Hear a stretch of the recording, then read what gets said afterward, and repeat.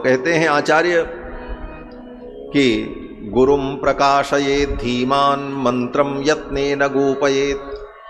शिष्य का कर्तव्य है कि गुरुम प्रकाशयेत धीमान, गुरु का प्रकाश करना चाहिए।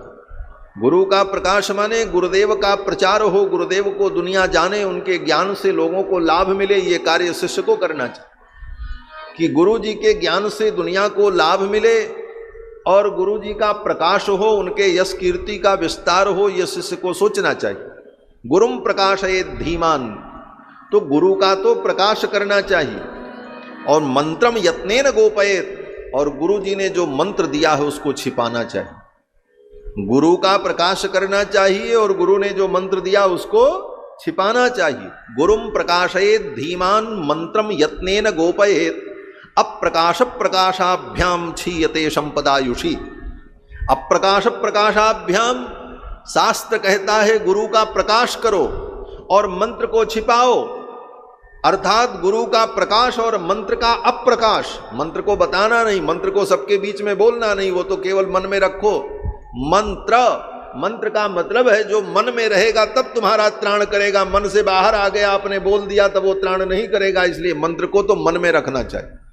मननात् त्रायते, जो मनन करने पर त्राण करता है, रक्षा करता है, इसीलिए उसका नाम मंत्र है। इसलिए मंत्र को जोर से नहीं बोलना चाहिए, मन में ही बोलना चाहिए।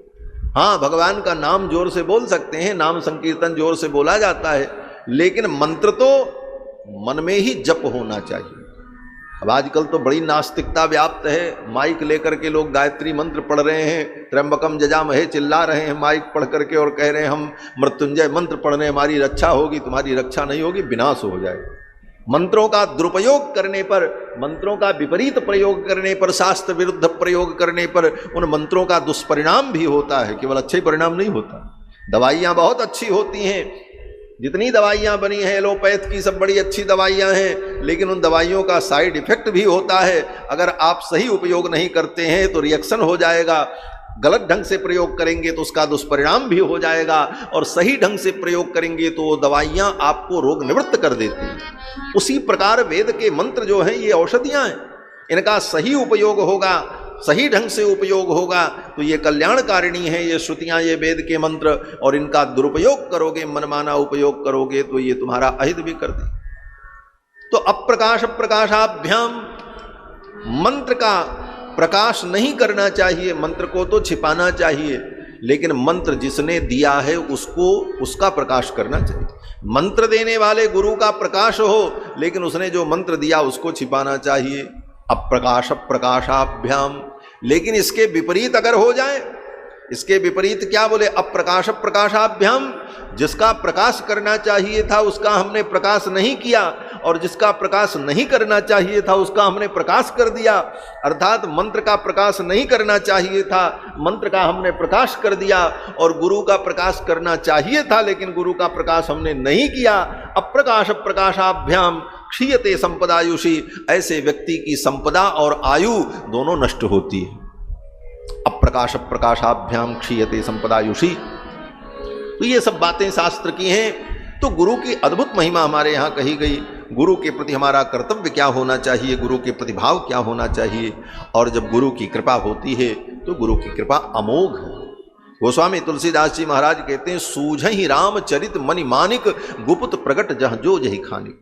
गुरु जी की कृपा हो गई तो संपूर्ण रामचरित्र सूझने लगा, दिखाई पड़ने लगा। गुरु की कृपा हो जाए तो गोविंद का दर्शन हो जाता है। इसीलिए कहा, गुरु गोविंद दो खड़े आके लागू पाए, बलिहारी गुरु आपने जिन गोविंद दियो बताए। गुरुदेव की कृपा से ही गोविंद का प्रकाश होता है, गोविंद का दर्शन होता है। इसलिए गुरु की महिमा है।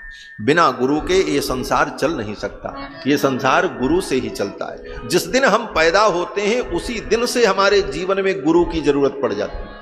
लोग कहते हैं महाराज जीवन में गुरु की क्या जरूरत, गुरु के बिना काम चल जाए। अरे संसार में पैदा हो गए जिस दिन, उस दिन से ही गुरु की जरूरत पड़ गई। जिस दिन आप पैदा हुए उसी दिन पहली गुरु कौन मिली, बोले माँ मिली। माँ से तुम पैदा हुए, वही माँ तुम्हारी गुरु है, वही तुमको बैठना सिखाएगी, वही खाना सिखाएगी, वही लेटना सिखाएगी। बिना गुरु के तो जीवन की शुरुआत नहीं हो सकती। जीवन में अगर गुरु न मिले तो जीवन ही नहीं चलेगा। पहली गुरु माँ, उसके बाद फिर पिता, उसके बाद फिर गुरुकुल में पढ़ने गए तो वहाँ शिक्षा गुरु के बाद आध्यात्मिक गुरु, ईश्वर के चरणों तक पहुंचाने वाले गुरु। तो जन्म से लेकर के मृत्यु तक गुरु की जरूरत पड़ती है, पग पग पर गुरु की जरूरत। आप बहुत से ऐसे लोग हैं जो पहली बार बक्करवाला में यहाँ आए होंगे कथा सुनने, पहली बार आई हैं। देखो अब ये पहली बार आई हैं तो वहां उतरी होंगी मुंडका मेट्रो पर, तो वहां से पूछना पड़ा होगा किसी व्यक्ति से कि फला जगह हमको जाना है, किधर से जाएं, कैसे जाएं। तो जिससे आपने पूछा और उसने आपको रास्ता बताया वो भी गुरु, बिना गुरु के तो आप यहां भी नहीं पहुंच पाए। गुरु की जरूरत तो पग पग पर है इस दुनिया में, हर क्षण। इसीलिए गुरु की अद्भुत महिमा। बिना गुरु तत्व की कृपा के संसार की जीवन यात्रा भी नहीं चल सकती। अब अंतर जरूर है कि इन समस्त गुरुओं में किसका अधिक महत्व है, किसका कम महत्व है। बोले जो व्यक्ति ईश्वर के चरणों तक पहुंचाता है वह परम गुरु होता है, वह सर्वश्रेष्ठ गुरु होता है। बाकी संसार में गुरु मिलेंगे, सब काम के लिए गुरु की जरूरत पड़ेगी, लेकिन जो ईश्वर के चरणों तक पहुंचावे वो परम गुरु, परम आराध्य होता है। क्योंकि ईश्वर के चरणों तक पहुंचना यही जीवन का परम लक्ष्य है, और वही सबसे बड़ा हितैषी गुरु है। कौन हितैषी गुरु? बोले जो तुमको भगवान के चरणों से जोड़े। तुलसी सो सब भांति परम हित, परम पूज्य प्राण ते प्यारो, जाते होए स्नेह राम पद, ये तो ही मतो हमारो।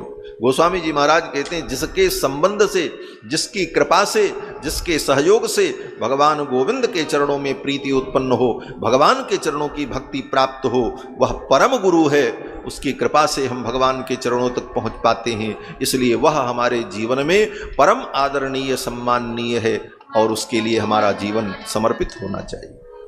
गुरुदेव की महिमा कही, और इसके बाद गोस्वामी तुलसीदास जी ने सत्संग की महिमा कही, संत समाज की महिमा।